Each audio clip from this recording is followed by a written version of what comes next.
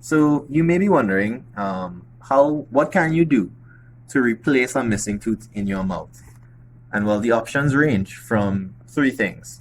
You can get a denture made, you can get a bridge made, or you can have a dental implant placed, right? The denture would be one that is made and has to be removed every night and cleaned. The bridge would be something that it stays in your mouth, but you would have to do special cleaning. You have to use something called super floss and clean underneath. And also I would have to cut two perfectly good teeth in order to place a bridge onto them, right? Whereas the implant, which is the best one, in my opinion, you would have to, it's like replacing a natural tooth, right? So let me just go into what a bridge is, right? So I would have to prepare either tooth on either side of the missing space, as shown here, right? Then I would take an impression, send it off to the lab, and what they would send me back is something like this, which would then go on to the teeth in such a manner. As you can see, there's no root here. It's just a floating crown, if you will, and it's connected by these two.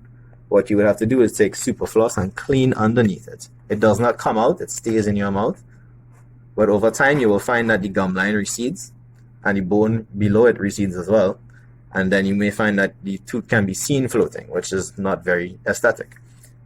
The other option to have is an implant. To do an implant, what we would do, one sec, right? We would prepare an osteotomy, right? And then it would look like this, shaped for the implant to be placed in.